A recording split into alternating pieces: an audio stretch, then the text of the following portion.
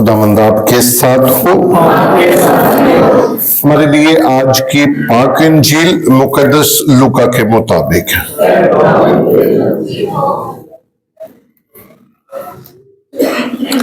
उसका तीसरा बाब 15वीं आयत से। और जब लोगों को बड़ी उम्मीद होने लगी और सब अपने दिल में यूहन्ना की बाबत सोचने लगे कि शायद यही अलमसीह है, तो यूहन्ना ने जवाब में उनसे कहा कि मैं तुम्हें पानी से बपतिस्मा देता हूं, मगर मुझसे एक कवितर आने वाला है जिसकी जूती का तस्मा मैं खोलने के भी लायक नहीं। वो तुम्हें रूहुल कुद्दस और आग से बपतिस्मा देगा।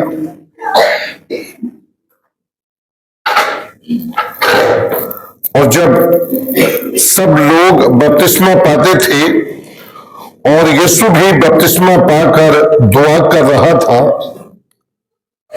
तो आसमान खुल गया और रूहुल कुद्दस जिस्मानी सूरत में कबूतर की मानिंद उस पर उतरा। और आसमान से ये आवाज आई कि तू मेरा बेटा अल महबूब है, तुझसे मैं खुश हूं। पाक इंजील के वसीले से हम सबकी खताएं मिटाई जाए। बेटे और रूहुल कुद्दस के नाम में आमीन। खुदावन में अजीज भाइयों बहनों, आज हम आलमगीर कलीसिया के साथ मिलकर यीशु मसीह के बपतिस्मे की ईद मनाते हैं। और इस ईद के साथ जो हमारा क्रिसमस सीजन है वो इख्तिताम को पहुंचता है। और कल से हम जो रोजमर्रा की जिंदगी में आम इतवार है उनका आगाज करेंगे। तो आज से जो क्रिसमस का मौसम है वो तमाम होता है, वो तकमील को पहुंचता है। आज हम आलमगीर कलीसिया के साथ मिलकर यीशु मसीह के बपतिस्मे की ईद मनाते हैं। जब हम इस ईद की बात करते हैं तो आज हमें इस बात पर भी समझना है कि जो हम इंसान हैं,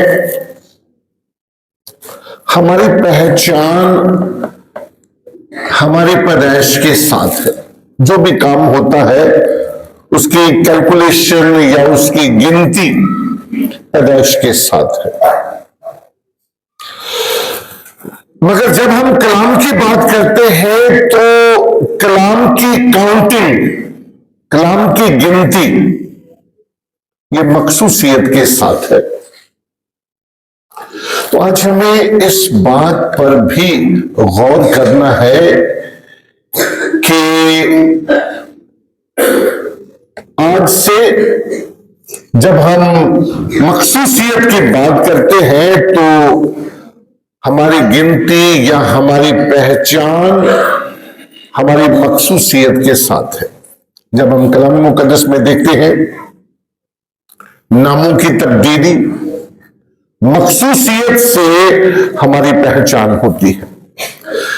जब हम 1, 2, 3 वाकयात पर गौर करते हैं, जब हम 2-3 पर्सनैलिटीज पर गौर करते हैं तो हम देखते हैं पहला वाकया जब खुदा बाप इब्राहिम को बुलाता है तो उसका पहला नाम अब्राम था। अब्राम क्या नाम था? अब्राम। और जब खुदा ने अब्राम को बुलाया, मखसूस किया और मिशन दिया, तो उसके नाम में तब्दीली आई, अब्राम से इब्राहिम। तो यह है नाम में तब्दीली। तो हमारी पहचान हकीकी नाम के साथ नहीं है बल्कि मखसूसियत के साथ है। ये सुने, शमऊन जो माहीगीर है, मछलियां पकड़ने वाला, उसको बुलाया और जब खुदावंद यीशु मसीह ने उसे मिशन दिया, बरकत दी, तो शमऊन से वो क्या बन गया? पतरस। यह है उसकी पहचान। जब शाऊल को बुलाया गया, शाऊल को मखसूस किया गया दमिश्क के राह पर कि तू मसीहों को क्यों इज़ा देता है, तो दमिश्क की राह पर उसकी तब्दीली हुई और इस तब्दीली के साथ उसके नाम में भी तब्दीली आई। शाऊल से वो पौलुस बन गया।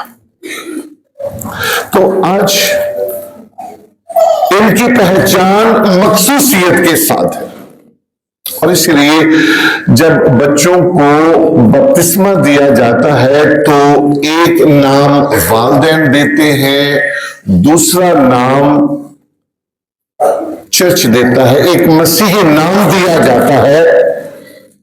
तो इस तरह दो नाम, एक वालिदैन देते हैं, एक मजहबी नाम दिया जाता है। इस तरह हमारी जो मखसूसियत है वो तकमील को पहुंचती है। तो मखसूसियत हमारी पहचान है।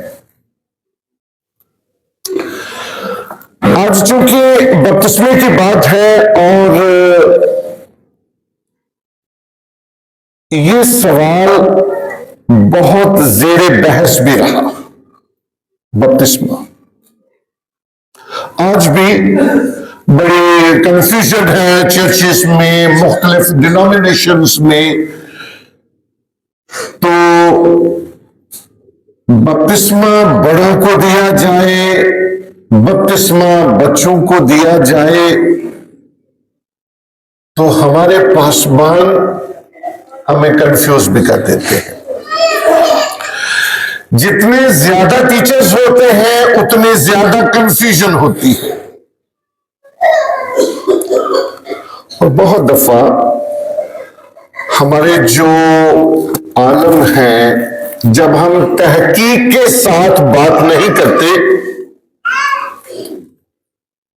तो वो खुद भी कंफ्यूज होते हैं और दूसरों को भी कंफ्यूज करते हैं। तो आज हम दो नुकात पर गौर खोज करते हैं बपतिस्मे के हवाले से। जब हम यहूदी मजहब की बात करते हैं, यहूदी मजहब की, आज हम दो बातें करेंगे, एक यहूदी कॉन्टेक्स्ट में और फिर मसीही कॉन्टेक्स्ट में कलाम हमें क्या कहता है। यीशु मसीह ने जब अपने मिशन का आगाज किया, अपने इलानिया जिंदगी का आगाज किया, तो ये भी मजहबी तौर पर फर्ज है कि जब तक इंसान की उम्र 30 साल नहीं होती, हमारी सकाफत में, हमारे मुल्क में हम कहते हैं कि बालिग जो है वो 18 साल की एज में वो बालिग है और इससे पहले अगर कोई वाकया होता है तो बच्चे को नाबालिग, अदालत नाबालिग, ये मैच्योर नहीं है, बालिग नहीं है, और उसके फैसले में कुछ गुंजाइश रखी जाती है, ये बच्चा है। और जब एज 18 साल से ऊपर हो जाए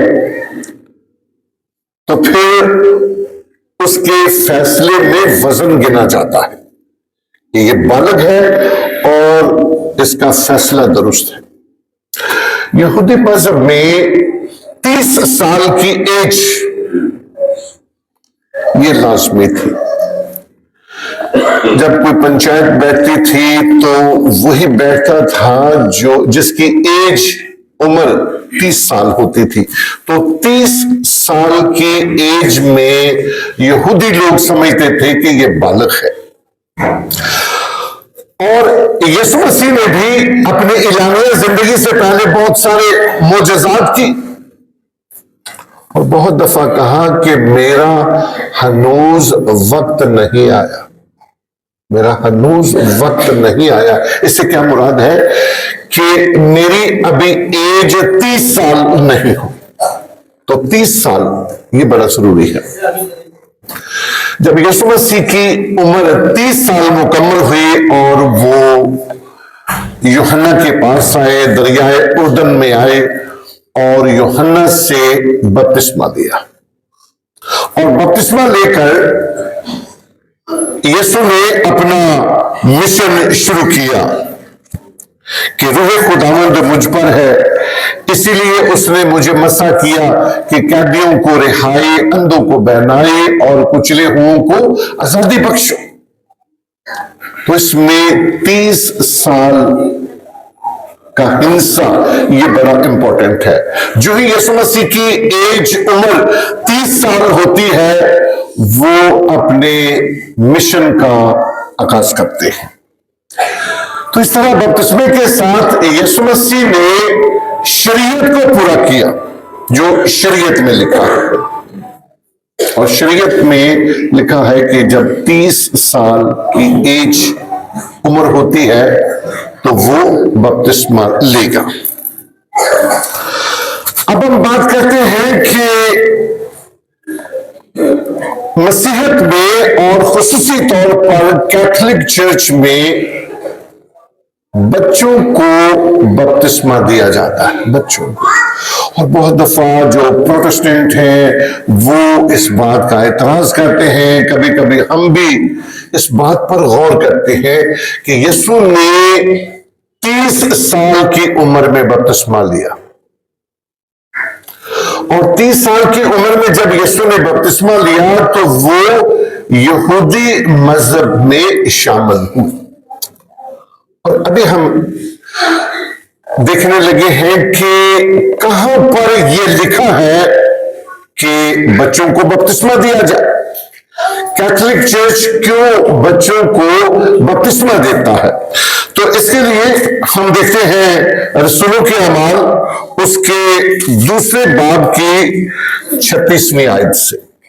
तो ये हम हवाला पढ़ेंगे, देखेंगे कि कहां पर लिखा है कि बच्चों को बपतिस्मा दिया जाए।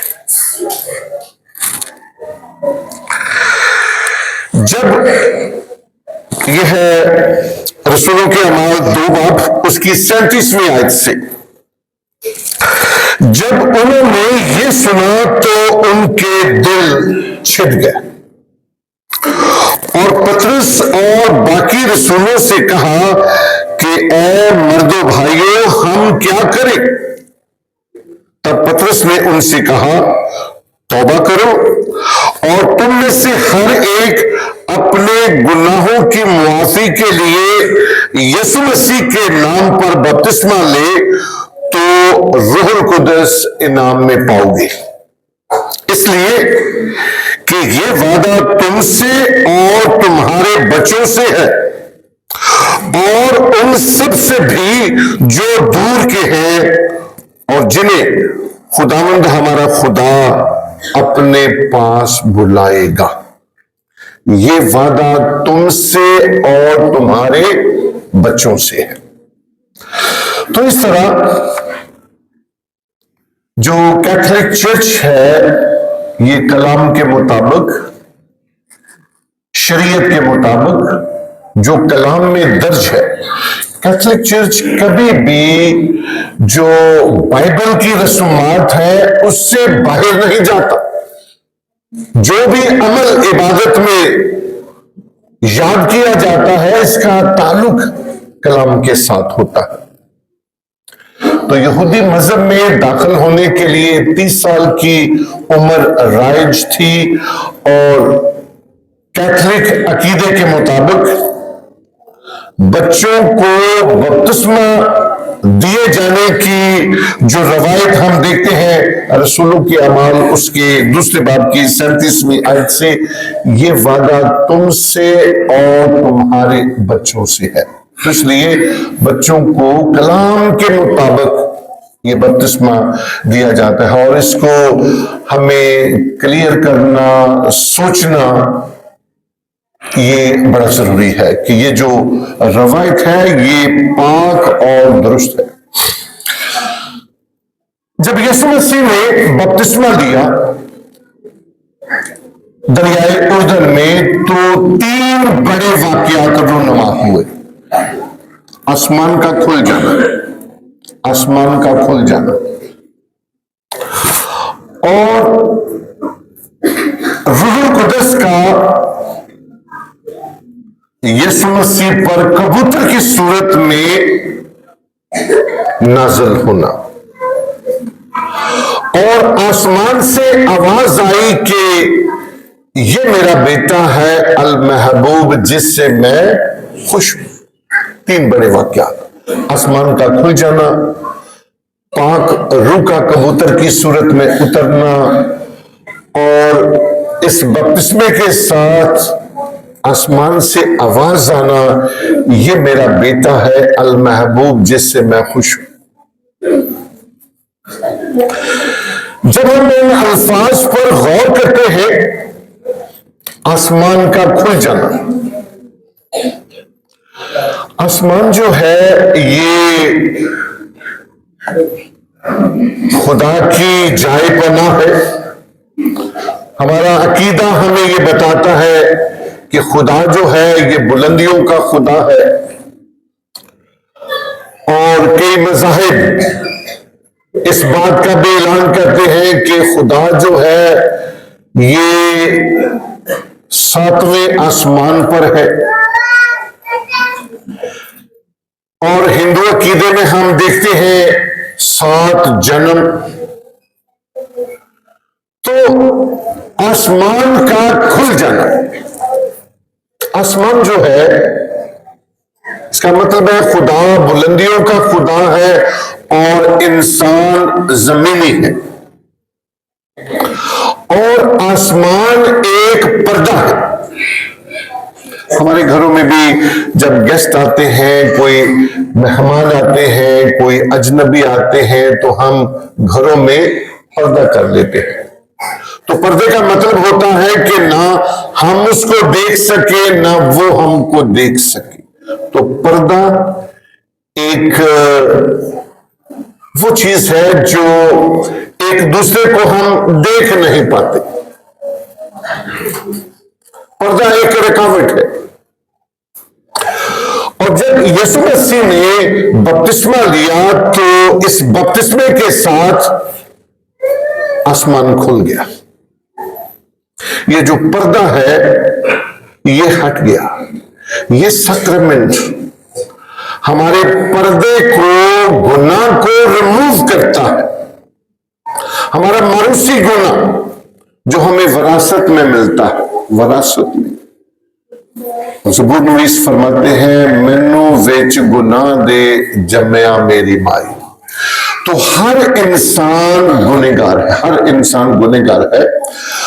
और इस गुनाह की तहारत, इस गुनाह की पाकीज़गी, ये गुनाह जो है बपतिस्मे के साथ हटाया जाता है।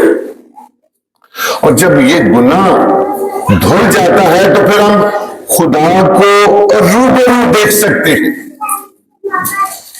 जब हम कोई भी सैक्रमेंट लेते हैं तो ये लाजमी है कि बपतिस्मे का सैक्रमेंट ये जरूरी है। जब पाकशाकत लेनी है, इतराफ लेना है, जब ऑर्डिनेशन है, जब निकाह का सैक्रमेंट है, तो बपतिस्मा पहला सैक्रमेंट ये जरूरी है। और इसके साथ हमारा जो मारूसी गुनाह है वो धुल जाता है और हम खुदा को रूबरू देख सकते हैं। जब हम पाकशाकत की बात करते हैं तो पाकशाकत की सूरत में हम यीशु को देखते हैं, हासिल करते हैं। ये रूबरू देखने की बात है। दूसरा वाक्य हम देखते हैं आसमान से रूहुल कुदस की सूरत में कबूतर का नाज़िल होना। तो जब हम बपतिस्मे का सैक्रामेंट लेते हैं तो पाक रूह हमें इनाम में मिलता है। यूहन्ना की इंजील में हम पढ़ते हैं जब निकोदेमस यीशु मसीह के पास आया, और इसका ताल्लुक गैर मजहब के साथ है। रात को आता है यीशु के पास कि मैं क्या करूं कि हमेशा की जिंदगी पाऊं। और यीशु ने कहा कि जब तक इंसान पानी और रूह से नए सिरे से पैदा नहीं होता, वो खुदा की बादशाही में दाखिल नहीं हो सकता। पानी और रूह से, पानी और रूह से। जब भी बपतिस्मे का सैक्रामेंट दिया जाता है तो दो चीजों का इस्तेमाल ये बड़ा जरूरी है, पानी और पाक तेल, दो चीजों का इस्तेमाल। ये सैक्रामेंट जो होते हैं ये हमेशा काहिन अदा करते हैं। अच्छा, कभी कभी लोग मुनाद साहबान को भी कह देते हैं कि बाबूजी ये बपतिस्मा कर दो। तो बपतिस्मा दो चीजों के इस्तेमाल से मुकम्मल होता है, एक है पानी और दूसरा है पाक रूह। यीशु ने दो बातें कही हैं। जब तक इंसान पानी और रूह से नए सिरे से पैदा नहीं होता, वो खुदा की बादशाही में दाखिल नहीं हो सकता। पानी और रूह। बपतिस्मे के सैक्रामेंट के मौके पर हम दो चीजों का इस्तेमाल करते हैं, एक है पानी, और पानी जो है ये बदनी तहारत की बात करता है। हम पाक साफ हो जाते हैं, गुस्ल ले लेते हैं, हमारी जो बदनी गंदगी है वो साफ हो जाती है। कपड़े गंदे होते हैं, धुलाई के साथ पाक साफ हो जाते हैं।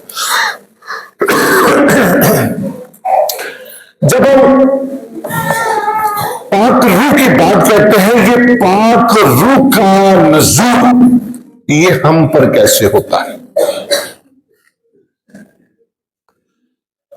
खुदा ने जब आदम को बनाया, आदम के नथनों में उसने दम फूंका।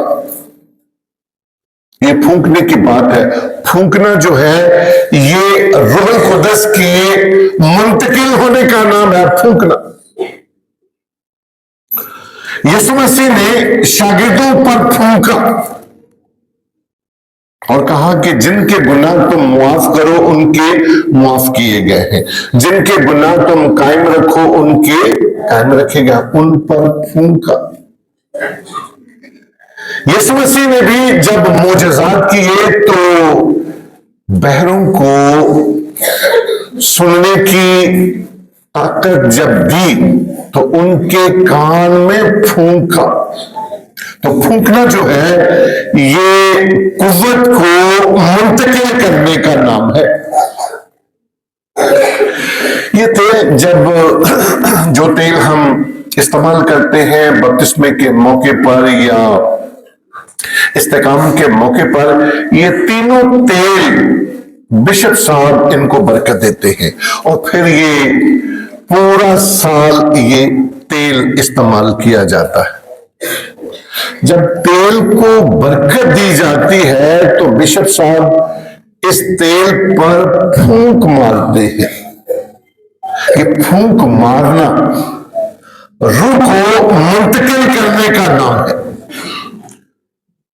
खुदा ने आदम के नथनों में दम फूंका, यीशु ने बहरे के कान में फूंका, शागिर्दों को कहा कि तुम रूहुल कुदस लो, उन पर फूंका, रूहुल कुदस लो, और बिशप साहब तेल पर बरकत देते हैं, फूंक मारते हैं।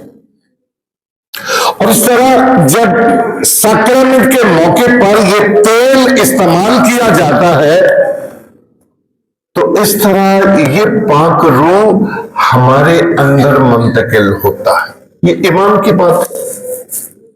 इस मखसूसियत के साथ हमारी तहारत हो जाती है, हम पाक रूह को हासिल करते हैं। और तीसरी बात, आसमान से आवाज आती है, ये मेरा बेटा है जिससे मैं खुश हूं। इसका मतलब है कि इस सैक्रमेंट के जरिए जब हम ये सैक्रमेंट हासिल करते हैं तो खुदा खुश होता है कि इंसान ने मेरी मर्जी को पूरा किया है, जो मैंने हुक्म दिया है वालिदैन ने इसको मुकम्मल किया। तो ये शरीयत की बात है। तो यहूदी लोग जो है वो शरीयत के पाबंद थे और आज भी है। जब बच्चा पैदा होता है 8 दिन के बाद नाम रखा जाता है, बच्चों को हैकल में लेकर आना, तो ये मां बाप की जिम्मेदारी है, वालिदैन की जिम्मेदारी है। और जब हम शरीयत पर अमल करते हैं तो खुदा भी खुश होता है और शरीयत जो है वो इंसान को पाक भी करती है।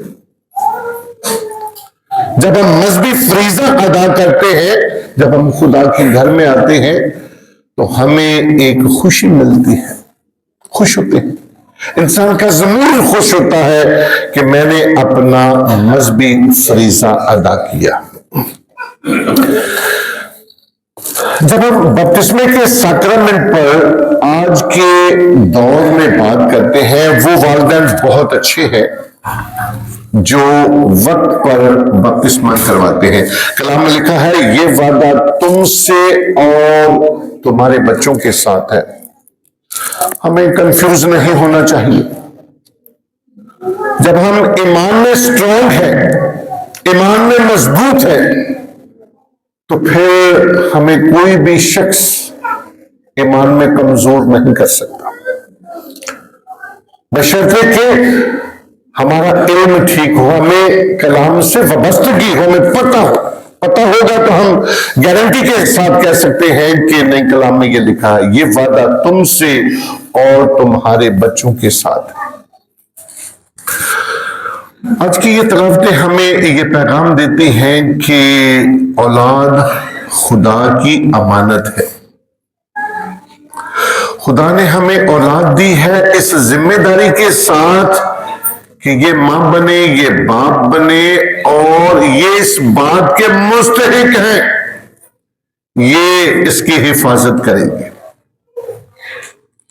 तो कलाम ये तवक्को करता है कि जो अमानत हमें दी गई है हम उसकी परवरिश और अच्छी तरबियत करें, और हम करते भी हैं। कभी कभी हम ईमान में गफलत कर जाते हैं, तखीर कर जाते हैं, देर कर जाते हैं, और देर करने से ये बरकत रुक जाती है, बरकत रुक जाती है। जो खुदा का निजाम है हम उसको चलाते जाएं वक्त के साथ साथ। जिस तरह वक्त की जो सुई है ये चलती रहती है, इस तरह एज उम्र भी चलती जा रही है, और ये हमारी जिम्मेदारी है कि हमने कब और किस वक्त इस जिम्मेदारी को पूरा करना है। तो आज की तलावतें हमें ये सबक देती हैं, पैगाम देती हैं कि हम जो वालिदैन हैं, खुदा ने हमें एक जिम्मेदारी दी है, हम इस जिम्मेदारी में गफलत ना करें, बल्कि जो जिम्मेदारी हमें सौंपी गई है हम उसे वक्त पर अदा करें और यूं खुदा से कसरत से बरकत पाएं, मसीह खुदावन के वसीले से। सब खड़े होंगे और अपने ईमान का इकरार करेंगे। रसूलों का अकीदा, मैं ईमान रखता हूँ वो खुदा का आदर मुतलक बाप पर जो आसमान और जमीन का खालिक है, और यीशु मसीह पर जो उसका इकलौता बेटा और हमारा खुदावंद है, वो रूहुल कुद्दस की कुदरत से पेट में पड़ा, कमवारी मरियम से पैदा हुआ, उसने पैंतीस के अहद में दुख उठाया, मसलूब हुआ, मर गया और दफन किया गया, बरज़ख में उतरा, तीसरे रोज मुर्दों में से जी उठा, आसमान पर चढ़ गया और खुदा का आदर मुतलक बाप के दाहिने हाथ बैठा है, वहां से वो जिंदा और मुर्दों की अदालत के लिए आने वाला है। मैं ईमान रखता हूँ रूहुल कुद्दस पर, पाक कैथोलिक कलीसिया मुकद्दसों की शराकत, गुनाहों की मुआफी, जिस्म के जी उठने और हमेशा की जिंदगी पर आमीन। हम अपनी अर्ज़-ए-मिन्नत दरख्वास्त खुदावंद के हुजूर पेश करें। आज हम दुआ करते हैं और खुदावंद खुदा का शुक्र अदा करते हैं। आज अपने बपतिस्मे को याद करते हैं। खुदावंद खुदा इसी ईमान में बढ़ने और तरक्की करने की तौफीक अता फरमाए। आए हम इस मकसद के लिए दुआ करें। आप भी अपनी अर्ज़-ए-मिन्नत दरख्वास्त खुदावंद के हुजूर पेश करें। हम दुआ करते हैं आज बेटी अन्नम बलाल के लिए, उसकी मुकम्मल सेहतयाबी के लिए खुदा की बरकत शिफा दे। बेटी नाजिया सदीक के लिए जो बीमार है, बैतुल के लिए, बाजिर शाह यकूब के लिए जो बीमारी में मुब्तला है, कि खुदा उनको शिफा बरकत जिंदगी अता करे। बाजी मरियम के लिए दुआ करें, अल रियाज के लिए, बाजी परवीन रियाज के लिए, शहनाज बीबी के लिए, आबाद मसीह के लिए, अल्लाह रखा के लिए दुआ करें। भाई इस्तार खान के लिए दुआ करें जो दिल का मरीज है। तारक अल्लाह रखा के लिए, बाजी शाजिया रफीक के लिए, काशिफ मारिया के लिए खुदा ने औलाद अता करे। सोनिया काशिफ के लिए खुदा ने औलाद अता करे। अजीज गज के लिए दुआ करें। खुदा हमारी दुआ सुन। हम फादर जी के लिए दुआ करें जिन्होंने बड़ा खूबसूरत पैगाम दिया है। खुदा जिन्हें इसी तरह इस्तेमाल करता रहे। अजीज गज के लिए दुआ करें। खुदा हमारी दुआ सुन। चर्च क्वार के लिए दुआ करें, चर्च की सिक्योरिटी के लिए दुआ करें, एल्डर साहबान के लिए दुआ करें, रोजरी ग्रुप के लिए, अल्तार की खिदमत करने वाली बहनों के लिए, नजराना कमेटी के लिए दुआ करें और उन तमाम लोगों के लिए जो खुदा के हुजूर खिदमत करते हैं। खुदा इनकी खिदमत को कबूल करे। अजीज गज के लिए दुआ करें। खुदा हमारी दुआ सुन। बाजी रजिया यूनुस के लिए खास तौर पर दुआ करें जिसे मोहरों का प्रॉब्लम है, खुदा से शिफा दे। अजीज गज के लिए दुआ करें। खुदा हमारी दुआ सुन। दुआ भी करें फैसल और साजिदा के लिए, तारिक और नसरीन के लिए, दानिश और इकरा के लिए, काशिफ और सोनिया के लिए, मुनव्वर गिल नीलम के लिए, शरीफ और सुनेहा के लिए, आमिर और फरजाना के लिए, शफीक और अमीना के लिए खुदा इनके हदिये और नजराने को कबूल फरमाए। आए हम इस मकसद के लिए दुआ करें। कादिर मुतलक रहीम और शफीक बाप, जो दुआएं हमने तेरी हजूरी में पेश की हैं या जो दुआएं अभी तक हमारे दिलों में हैं, उन तमाम दुआओं को कबूल फरमा और बख्श के उनका असर हम तक पहुंचे, मसीह खुदावंद के वसीले से।